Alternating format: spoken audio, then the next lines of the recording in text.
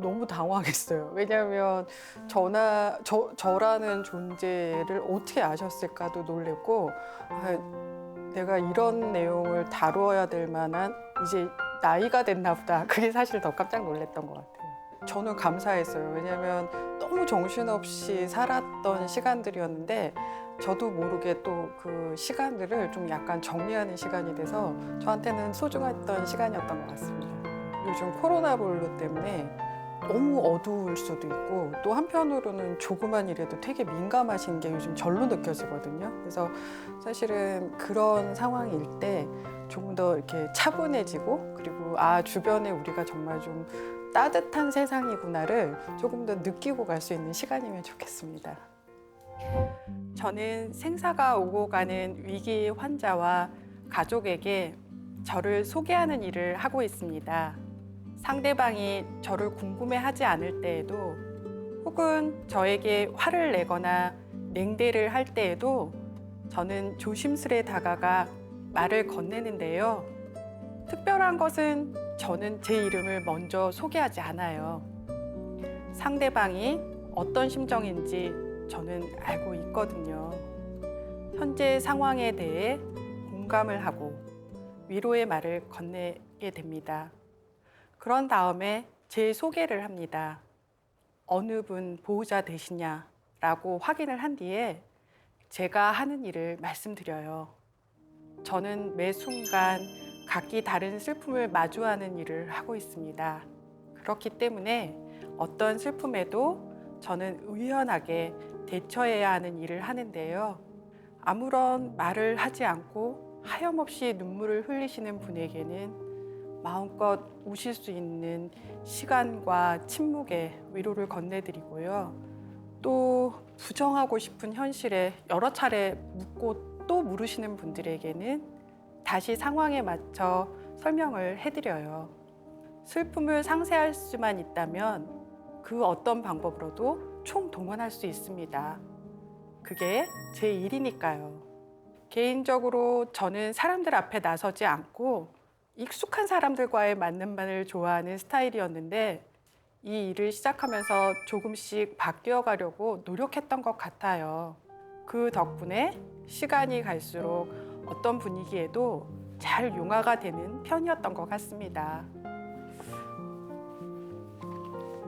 마치 이 클레이처럼요. 제가 흰색이었다가도 검은색을 만나면 저는 그 색에 섞여서 또 다른 저의 모습으로 만들어지기도 하고요. 제가 동그란 모양이었다가도 네모난 상황에 맞추어져야만 하면 제 형태를 바꾸기도 했습니다. 어떻게 모든 상황에 물들 수 있었냐고요? 혹시 억지스럽게 제가 힘든 사회생활을 한 건 아니냐고요? 저를 바꿔서라도 하고 싶었던 또 해야 했던 일로 인해 그 안에서 보람과 삶을 배우며 감동받았던 일들이 오히려 저로 하여금 29년이 넘게 일을 하도록 하는 원동력이 되고 있습니다. 안녕하세요. 저는 서울성모병원 장기이식센터 김영숙 간호사입니다.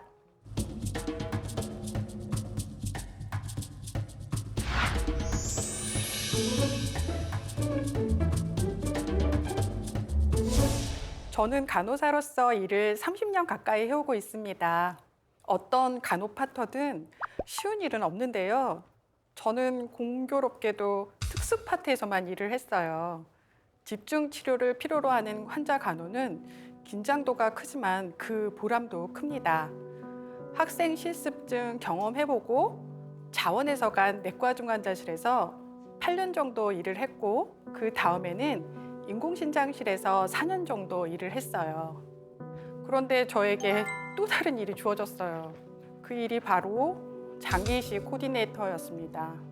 그때가 2005년이었어요. 저는 중환자실에서 이식 환자들을 이미 많이 봤었고 또 내사자 간호도 많이 맡아서 이 분야가 밤낮이 없고 생과 사가 오가는 그 문턱의 그 무거움을 알기 때문에 처음에는 거절을 했어요. 한 달 정도는 도망 다녔던 것 같습니다. 비어있는 자리가 언제든지 누군가 채워야 하기 마련이잖아요. 그래서 처음에는 일단 해보고 나중에 옮기자 하는 마음으로 장기이식센터로 가게 됐어요. 초반에는 그만둔다는 말을 입에 달고 살았어요. 이 일만 하고 세팅하고 가자. 딱 1년만 버티자. 다음 사람 올 때까지 그때까지만 하자. 그런데 제가 17년째 이곳을 지키고 있네요. 지키는 이유가 몇 가지 있는데 그 중에 하나는 이 일이 정말 힘든 만큼 큰 보람이 있어요. 제가 의술을 펼치지는 않아도 저로 인해 꺼져가는 한 생명이 다른 생명을 살리는 생명 나눔을 할 수 있도록 돕는 가장 접점에 있는 거잖아요. 위기의 가족이 마지막 순간에 서로 사랑했음을. 내사 기증자 중에는 가족 구성원으로 진정, 사랑받았던 분도 있고 때론 불화의 원인이기도 했던 분도 계시지만 마지막 보내드리는 단계에서는 가족만의 이별 예식을 통해서 소중했음을 느끼도록 하고 혹은 또 자그마한 용서의 기회가 될 수 있는 마지막 이별을 나누게 하려고 저는 노력합니다. 환자 상태가 나빠서 가슴을 졸이면서 내사 판정 과정과 기증자로서 장기 상태 확인에 대한 각종 검사를 진행하고 수혜받는 병원과 조율하는 일들은 다양한 변수가 발생하기 때문에 정말 제가 피가 마른다는 생각을 하게 됩니다. 장기 적출을 시작하면서 기도를 시작하고 장기 기증 수술 후에 봉합을 다 마치고 시신을 깨끗하게 닦고 나서 기증하신 환자를 위해서 다시 기도하다 보면 그 과정이 파노라마처럼 지나가면서 눈물이 절로 나게 되더라고요. 제가 기증자의 가족으로 직접 경험을 하지는 않지만 타인의 삶을 통해 저를 돌아보는 시간이 되기도 해요. 기증자와 그 가족을 통해서요. 그렇지만 현실적으로는 우스운 소리로 장기이식 코디네이터를 3D 업무라고 하는데요. 언제 뇌사자가 발생할 수도 있고 우리 병원의 이식 대기자가 수혜될지 모르기 때문에 365일 응급에 대기하고 있어야 해요. 그래서 저희 스스로 애니콜이라고 하는 분들이 많아요. 어느 시간이든 어느 곳에서이든지 전화 한 통이 상담의 시작이며 이식 환자 준비를 하고 적출 현장으로 이동하며 즉각 반응하게 되는 그런 애니콜이죠. 개인의 삶을 많이 희생해야 하는 분야라서 사실 많은 분들이 초반에 더욱 힘들어 하세요. 그 보람을 알게 되면 힘들어서 안 한다고 하면서도 또 그 일을 하고 있는 자신을 발견하게 되는데 사실 그 감동을 알기 전에 떠나가게 되는 이유가 좀 많이 있는 거죠. 또 환자와 보호자 상담에서는 좀 섬세한 상담 기술이 필요하고 응급적인 환자 상태에 대한 파악을 빠르게 해야 되고 이에 대처를 해야 돼서 저희가 엑스퍼트, 즉 전문가라는 말을 많이 하는데요. 저희가 이 일을 시작할 때는 누구나 비기너, 즉 초보자라고 하는 시간으로 시작하죠. 실수를 인정할 수밖에 없는 초보자 시절이 있어야 하지만 실수가 잘못하면 환자의 생명과 연관이 되기 때문에 그 스트레스가 생각보다 많이 심하죠. 저는 장기이식 코디네이터를 병원 업무에서 풍차가 이렇게 돌아갈 때 중심 원추라고 생각을 해요. 한 명의 내사자가 기증을 하기까지에는 내과, 외과, 마취과, 진단검사의학과, 영상의학과 등 수많은 의사 선생님들이 협력해서 진료를 하게 됩니다. 그 외에도 보험팀, 사회사업팀, 원목팀, 앰뷸런스 기사님까지 저마다의 역할이 있고 수술실, 중환자실, 응급실, 이식병동, 검사실도 응급으로 진행돼야 되는 이식 환자로 인해서 모든 선생님들이 항상 유기적인 관계로 빠르게 진행될 수 있도록 움직여야 합니다. 어느 한 부분 실수가 나면 안 되기 때문에 늘 긴밀한 조력이 이루어져야 하는 업무인데 중심에서 전체적으로 조율을 하다 보니 저의 업무는 좋은 소리보다는 항상 욕먹을 일이 더 많아요. 근데 안 되면 대기하라 뭐 이런 말들은 군대에만 있는 게 아닌 것 같아요. 집에서도 이렇게 아프다가도 막상 출근하면 일 속에서 아픈 것도 잊어버리는 그런 사람들이 저희 같은 코디네이터들인 것 같아요. 예전에는 이 일을 저와 제 선배 선생님 한 분과 둘이서만 일을 했어요. 그런데 일 자체가 많고 또 수술 건수가 많아지면서 현재 저희 병원의 경우 장기별로 담당 코디네이터 선생님들과 내사자만 관리하는 코디네이터 선생님이 따로 있어요. 팀장님과 7명의 선생님들이 새로운 생명에 사랑의 꽃씨를 뿌리기 위해서 밤낮 없이 일에 매진하고 있습니다.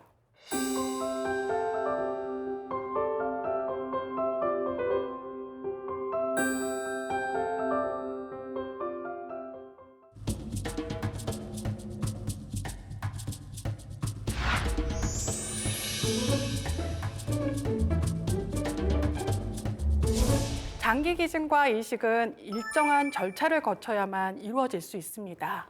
먼저 내사 상태에 의한 장기 기증은 본인이 생전에 서약을 했다 하더라도 반드시 선순위 가족 1인의 동의가 이루어져야 진행이 가능하고요. 수혜자는 국립장기혈액조직관리원, 즉 코너스에서 일괄적으로 등록되어 있습니다. 내사자로부터의 이식은 수혜자와 기증자 간에 수혈이 가능한 혈액형이어야 하고요. 생체 이식의 경우 최근에는 혈액형이 부적합한 이식도 가능해졌습니다. 심장, 폐장, 소장, 간은 장기별 응급도를 우선으로 하고 신장과 췌장은 유전학적 검사 결과를 바탕으로 해서 대기 기간 등 각종 요인을 점수화한 기준으로 수혜 순서를 정합니다. 그런데 기증을 기다리는 가족들에게는 내 가족이 가장 급하고 또 간절한 상황이거든요. 그래서 기증을 기다리는 환자분들 그리고 가족분들은 정말 간절하게 기다리십니다. 제가 10수년째 장기이식센터에 있지만 정말 단 한 번도 같은 상황, 순간이 없었던 것 같아요. 그렇게 힘든 상황의 연속임에도 불구하고 제가 이 일을 계속하는 건 기증자 가족분들이 내 가족으로 인해 새 생명이 구해진다는 것에 대해 깊은 만족을 느끼고 슬프지만 다른 이의 행복을 기도해주는 모습을 보는 거예요. 저는 이분들의 의로운 결정에 힘을 실어드리는 역할인 거죠. 한 번은 심장 수혜를 받을 젊은 환자, 남성 환자와 가족분에게 절차를 설명하고 있었어요.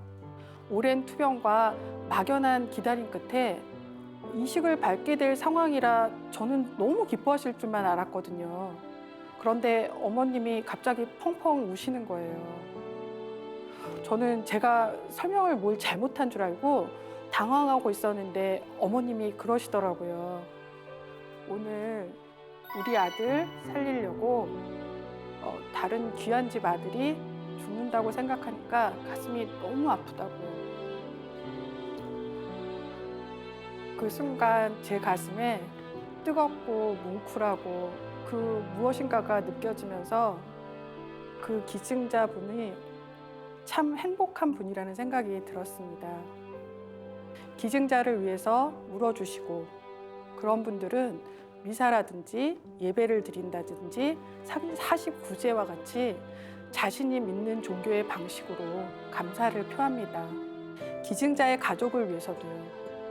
세상이 삭막하다고 하지만 삶의 마지막 순간에 생명을 나누고 받은 제2의 생명에 대한 감사를 보이지 않는 곳에서 기증자를 위해 기도하는 그 마음, 뭐 그런 것이 세상을 따스하게 하는 이유가 아닐까요? 가장 위기의 순간에 가족을 만나서 설득하고 조율하는 그런 일들이 많이 경험한다고 익숙해지는 것은 아닙니다. 매 기증자마다 제게 다르게 주어지는 과제가 힘든 일도 많고 보호자의 딱한 사연에 눈물 흘리다가도 정신줄을 잡고 밀어붙여야 될 때 안 될 것 같은 일들이 되는 순간이 있어요. 의료진은 최선을 다할 뿐 하느님의 존재하심을 더욱 믿고 겸손해질 수밖에 없는 것 같습니다.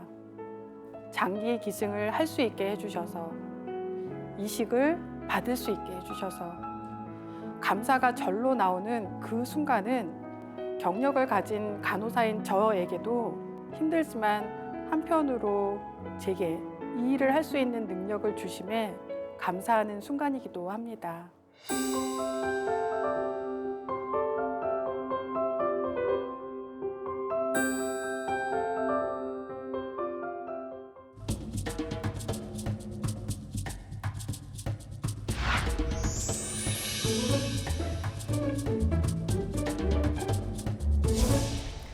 정말 쉴 틈 없이 달려왔습니다.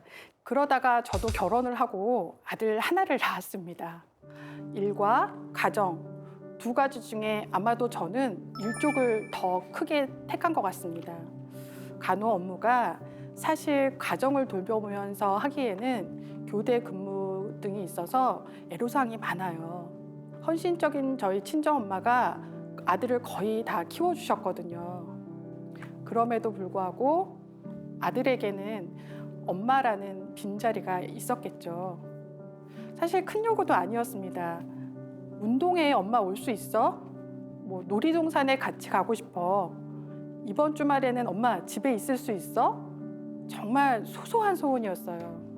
그런데 이런 것도 제때 잘해주지 못했습니다.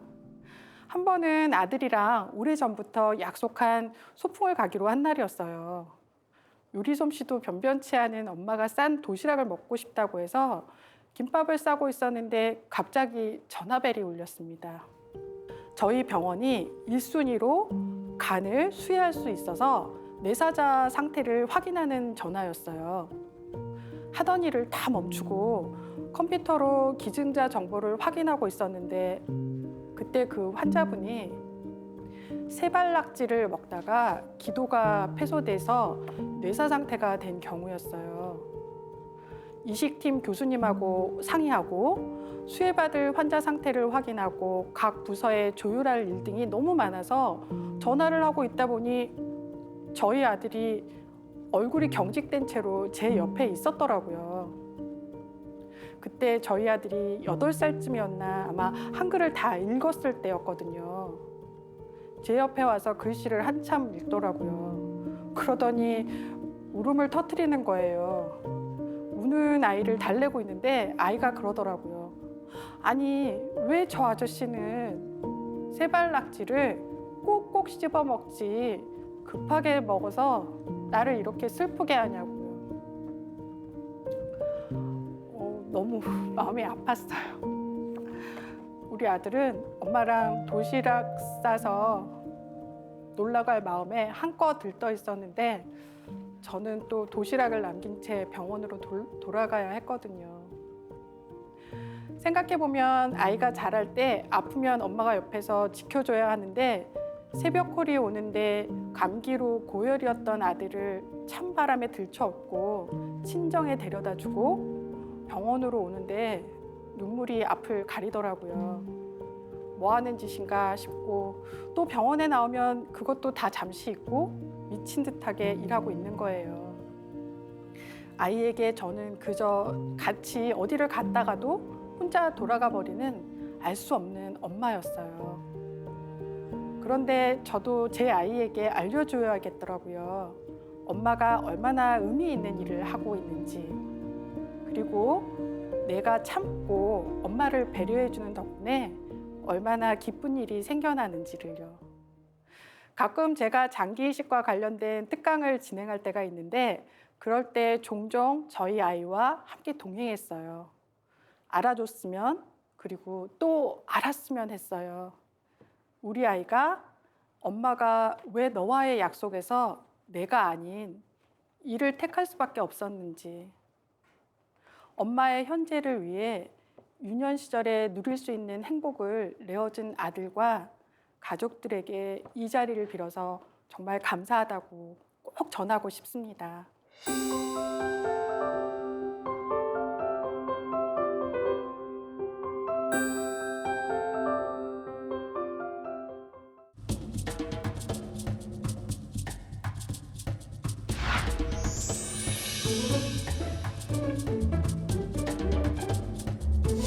오늘 저희 이야기를 들으신 후에 그래서 장기기증 어떻게 하는 거야?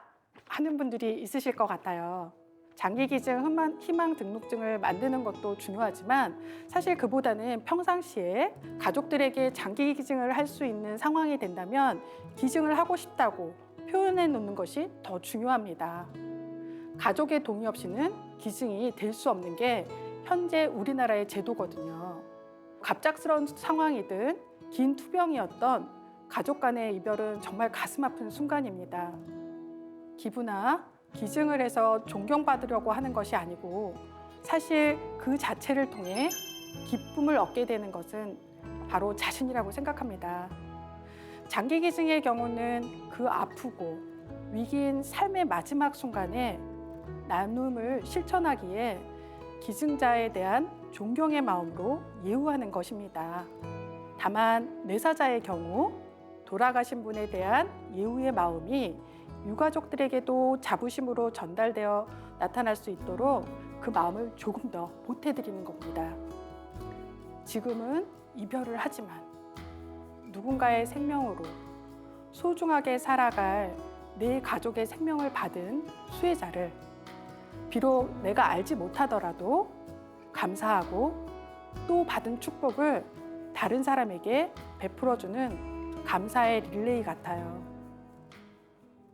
장기와 조직기증 희망등록 신청서를 작성하시거나 온라인으로 등록하실 수도 있습니다. 안구는 사후 기증도 가능하시고요. 젊은 분들의 경우는 조혈모 세포 기증을 하실 수 있으세요.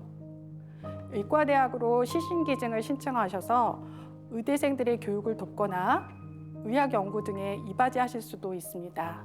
여러분의 지속적인 관심이 많은 생명을 구할 수 있습니다.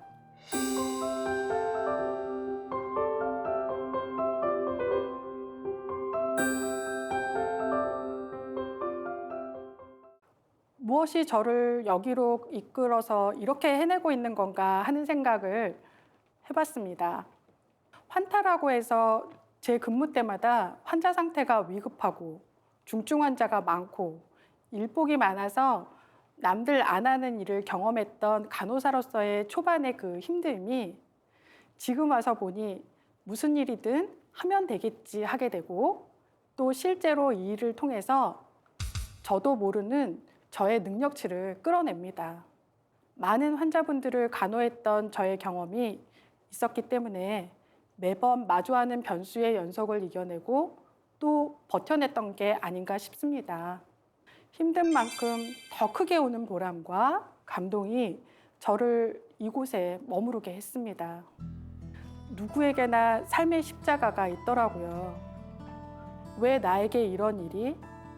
이런 생각은 사람이라면 누구나 한 번쯤은 해보셨으리라 생각합니다. 그러나 반드시 어둠의 끝은 있고 길었던 터널이 지나면 밝은 빛이 보이는 그 끝의 시점이 나옵니다.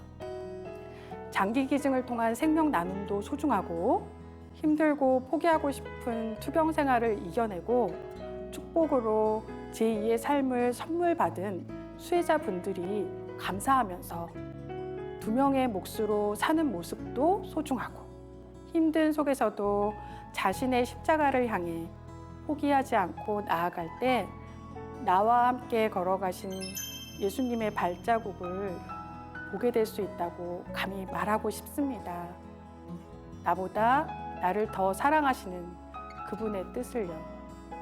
29년 동안 간호사로 일하면서 저는 힘든 때도 있었지만 좋은 일도 있었고 감사한 일도 많았고 또 분에 넘치는 자리도 있었습니다. 17년 전으로 돌아가서 다시 저에게 장기이식센터로 올 것을 권유한다면 아마도 저는 또다시 이를 선택할 것 같습니다. 긴 시간 저의 이야기 그리고 사람을 살리는 분들의 이야기를 귀담아 들어주셔서 감사드립니다.